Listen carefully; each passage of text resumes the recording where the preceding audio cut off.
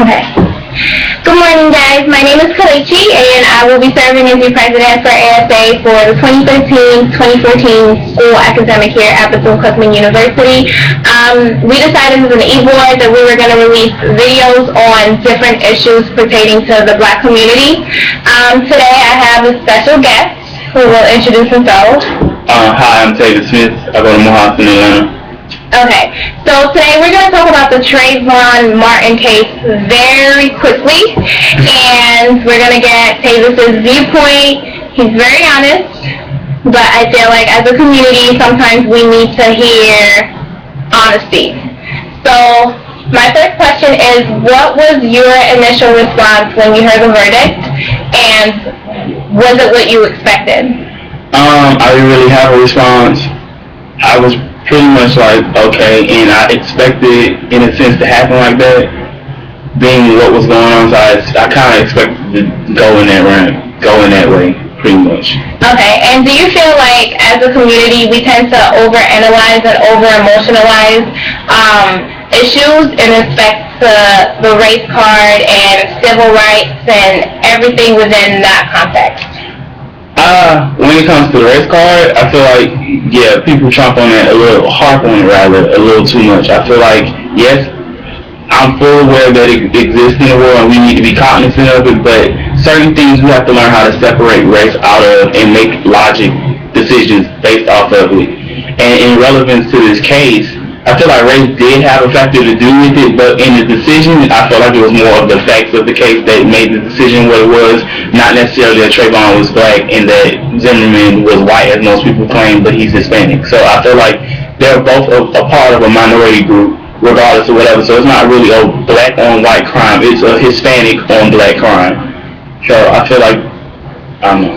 Okay, and also to fill you guys in, we're all pre-law students, so this summer we're part of an internship program, and we've been learning a lot about the law.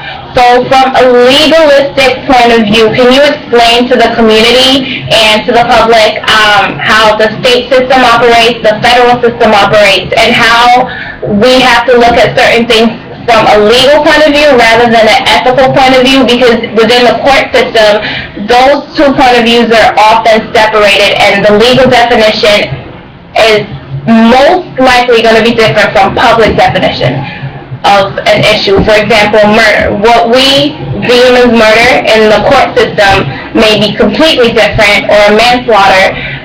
Explain also the stand your ground law and everything associated with that.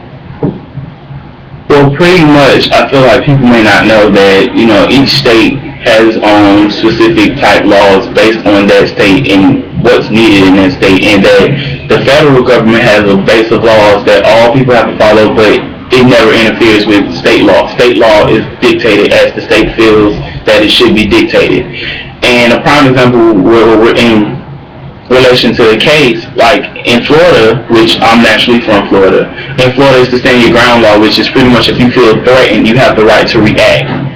But like we're in New York now, and in New York, it's something similar, but they have a lot of implementations within that law that prevent you from claiming self-defense if you were to be in that predicament. So therefore, like if you can retreat, which just means to basically, like if you can walk away from the situation or go find a safe haven or something and avoid the situation altogether, then you can't claim self-defense. Or if you were the initiator, which means you started the fight with somebody or you started the altercation and then you continue with it, then you still can't claim self-defense. Whereas in Florida, I feel like it's not, our law at home is not that dictated that well. It's not set out like that. So it makes it more easily ambiguously interpreted. You just interpret it based on how you feel as a person instead of, okay, this is how it's dictated and this is how it needs to be followed. Okay, and last thing is, what advice would you give to our community in the future if cases like this are to reappear?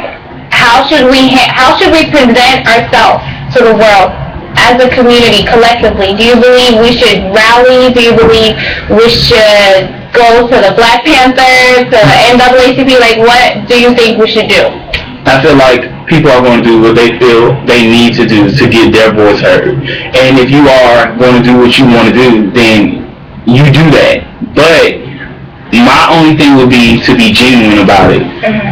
Don't do something because you feel like, okay, this is a race issue and we need to go in the community and rally. No, do it because you feel like he needs justice. Like, it's about race, I get it, but it's not so much about race in the totality of what goes on. Like, we can't continue to be as blacks or the minority group, we can't continue to let that race factor, although it exists, we can't continue to let that be our downfall or what angers us the most. We have to learn how to fight with fire pretty much. Like, if they can be logical about it, so can we. Like, you have to take, and it's hard to do that, it's hard to say that, but you have to take the emotion out of it and think about what really happened in the situation for that to get to the point that it got to. And I feel like until, especially in relation to this case, many people want to be angry because they feel like Zimmerman got off killing the black child. Okay, so it's wrong. He killed Trayvon and he got off.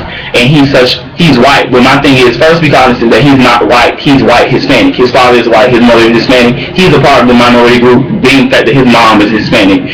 And secondly, you find it acceptable every day that a black child gets killed by another black person on a daily basis, but you don't do anything in your own community, voice or rally. You sit at home and you can know full well who did it, but you won't say anything. So my thing is, first crack down with the issues in our own society first, then make it such a prevalent issue to crack down on the other things going on and outside of our society that are against us. Until you do that, I feel like it's not a fair bargain. So don't all of a sudden, as I feel like most people are doing, make it a bandwagon situation and just jump on a bandwagon because you feel like, oh, this is a black-white issue and this shouldn't happen. No, because my thing is, you don't know Trayvon, you don't know his family, and if it wasn't even a Trayvon case, you could care less about him. So my thing is, be fair, be genuine about it. If you really out here and you feel like he needs justice to be certified, then you do that. But make sure you have a genuine purpose behind it. Don't just do it to try to get some attention and act like you just joined in the group to make something happen all of a sudden. Because it's really no fruitfulness there when you do it that way. At least to me, and that's my opinion. And just to end